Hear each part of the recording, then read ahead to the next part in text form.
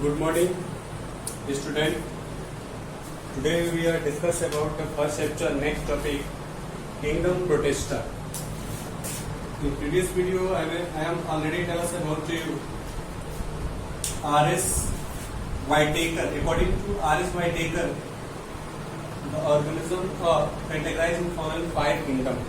Okay, जिसमें first Monera था. Second जो किंगडम हम लोगों का यहाँ पे है वो है kingdom protista.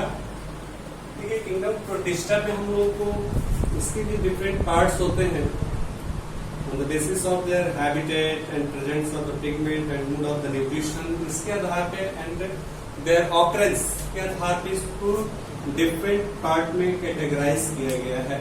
Okay, we can note about what is the kingdom Protista. ये जो किंगडम प्रोटिस्टा है इसको हम लोग किंगडम प्रोटिस्टा में क्यों रखे हैं, किस तरह के ऑर्गेनिजम्स को इसमें इन्वॉल्व किया गया है.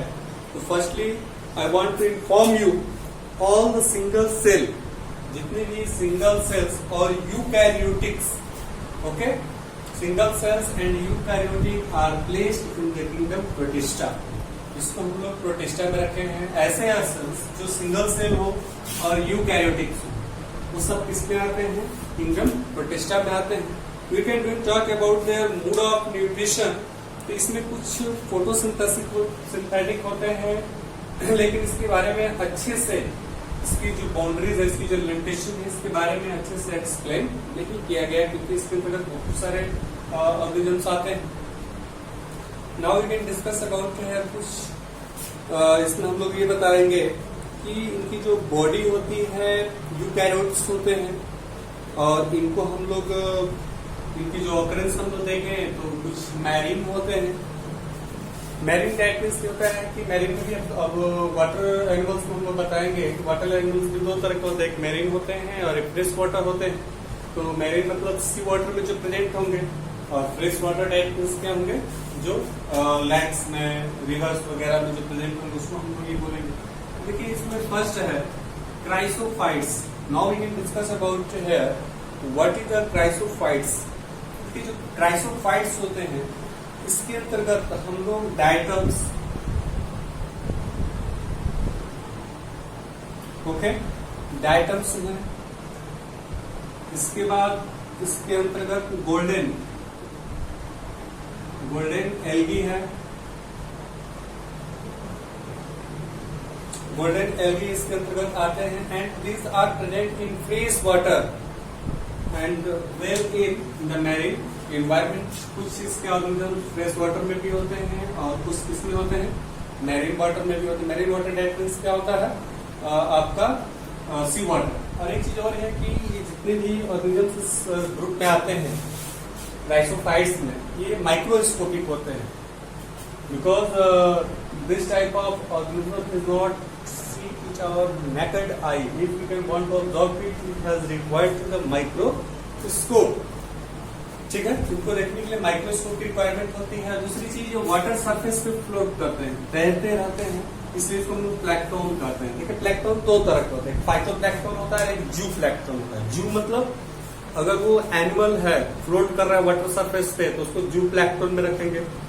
फाइटोप्लैंकटन टाइप में क्या होता है, फाइटो होता है प्लांट और प्लैंकटन मतलब अपर सरफेस पे स्विम करने वाले, फ्रीली स्विम करने वाले हो जाएंगे.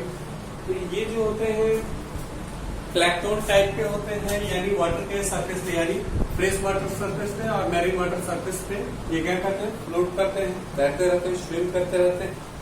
Next we can tell us about it. जो डायटम्स होते हैं इनका जो मोस्टली ये फोटोसिंथेटिक होते हैं. फोटोसिंथेटिक आइटम्स इनमें क्लोरोफिल प्रेजेंट होता है, सनलाइट के प्रेजेंस में ये सेल्फ फूड प्रिपेयर करते हैं. ठीक है, इसके बाद और इनका जो कलर अभी मैंने बताया कि गोल्डन एल्गी जो होते हैं और ये डायटम्स जो होते हैं ये सब इस ग्रुप में इन्वॉल्व है.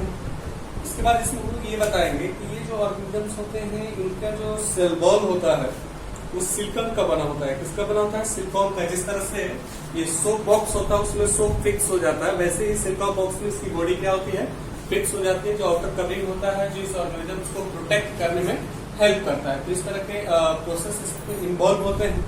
Now we can discuss about to here जो ये ऑर्गेनिजम्स होते हैं इनका यूज हम लोग बहुत सारी चीजों में करते हैं, जैसे ऑयल फिल्ट्रेशन में, to manufacturing for the soap, इसके बाद to manufacturing for the sorry soap not soap but syrup. इसके बाद से नेक्स्ट है पॉलिशिंग वगैरह में इनका यूज किया जाता है। इनको हम लोग चिप प्रोड्यूसर भी कहते हैं। देखिए नीट में क्वेश्चन आ सकता है कि English organism is also called the chip producer, तो आप लोग आसानी से बता सकते हैं कि जो क्राइसोफाइट्स होते हैं इनमें जो डाइटम्स और गोल्डन एल्गी होते हैं इनको हम लोग चिप प्रोड्यूसर कहते हैं इन द ओशियन। यानी ये समुद्र का क्या होता है सबसे आसानी से पाए जाने वाले प्रोडक्ट्स होते हैं। तो ये डिस्कस हम केवल करेंगे किसमें, क्राइसोफाइट्स में। नेक्स्ट है डायनोफ्लैजलेट। देखिए नाम से ये स्पष्ट समझ में आ रहा है कि जो डायनोफ्लैजलेट होते हैं ये मोस्टली मैरीन होते हैं। मैरीन मतलब सी वाटर में प्रेजेंट होंगे और ये फोटोसिंथेटिक होते हैं। Photosynthetic that means it has capability to form to their own food. Okay, in mode of nature में अपीयरेंस इसका देखें तो इसके अंतर्गत ग्रीन, ब्राउन,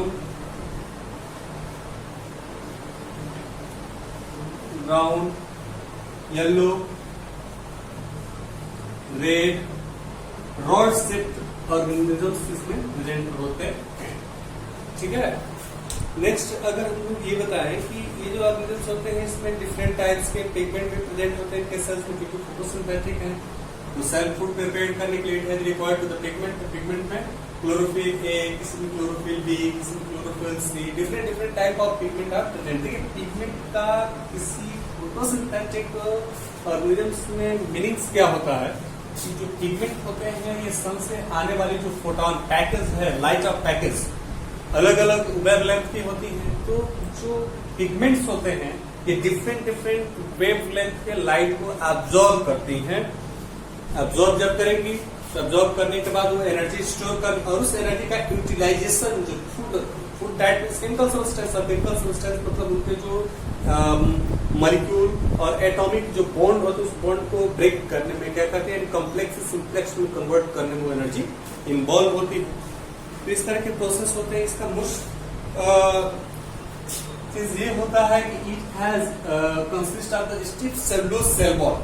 ये जो होते हैं ग्रीन और ब्लू, ब्राउन, ये सब जो ऑर्गेनिजम्स होते हैं इनमें जो है क्या होता है कि मोस्टली जो सेल वॉल होता है वो किसका बना होता है, सेलुलोज का। सेलुलोज इसमें इन्वॉल्व होता है।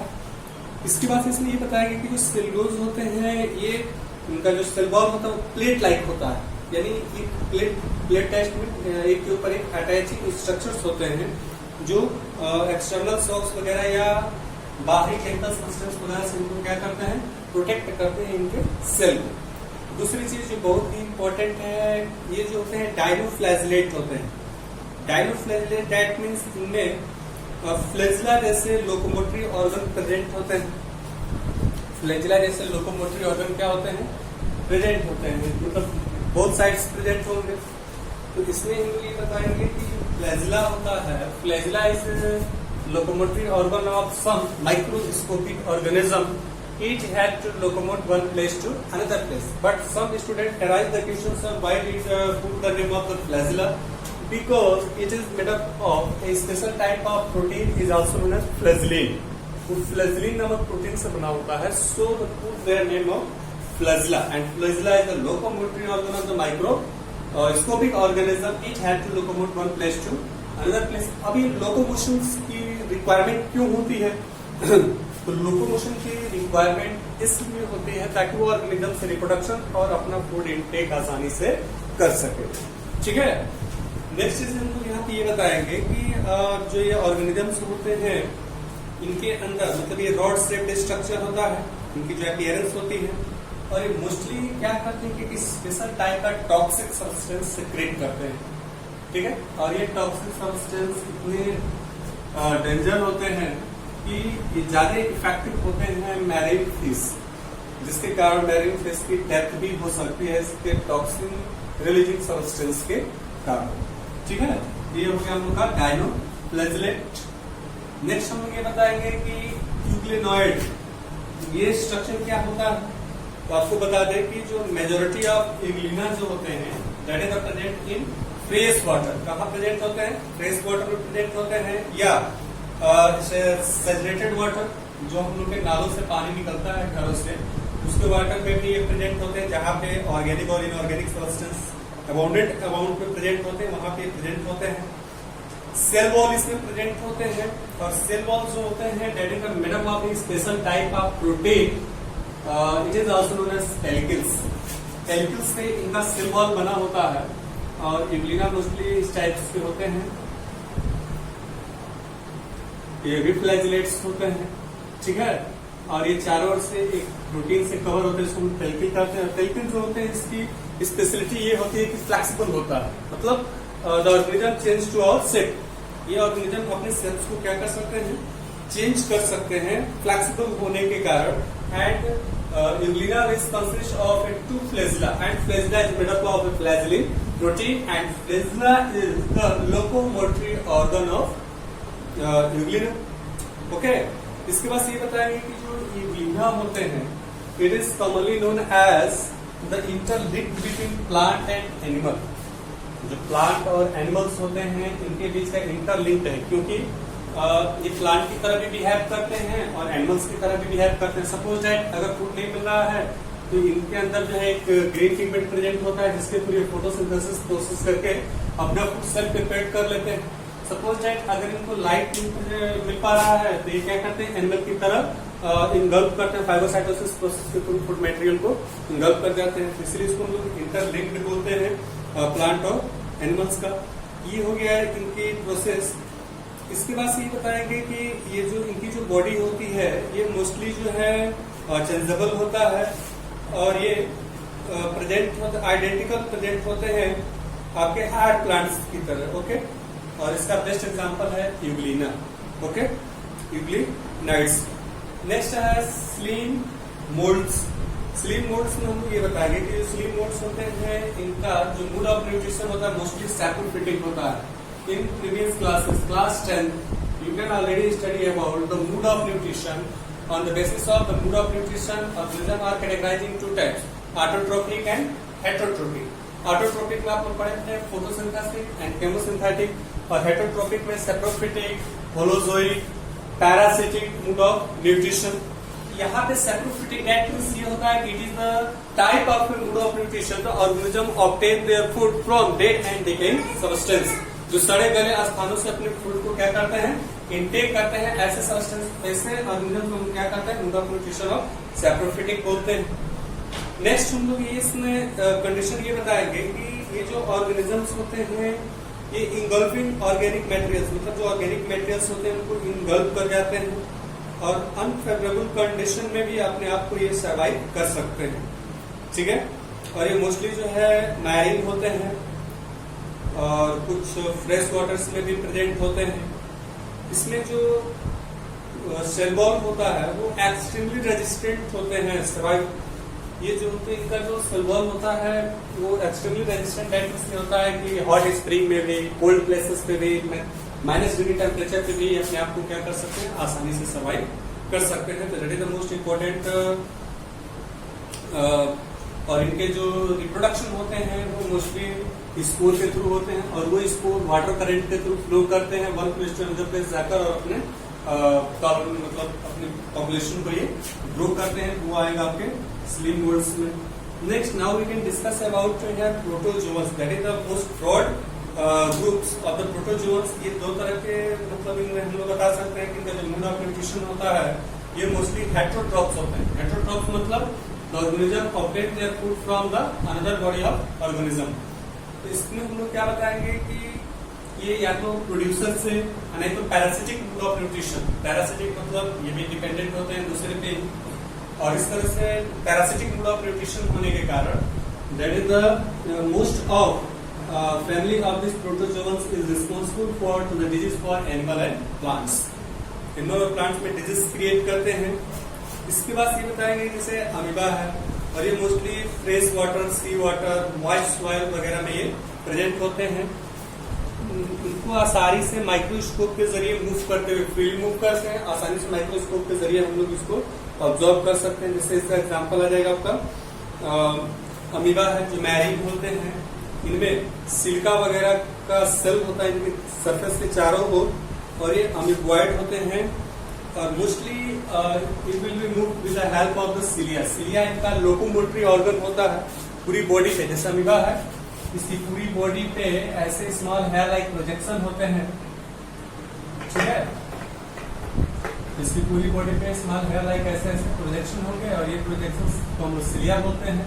और सिलिया क्या करता है, वाइब्रेट करके इस ऑर्गेनिज्म को one place to other place move करने में हेल्प करता है। Okay, thanks. We can study about the next topic in next video.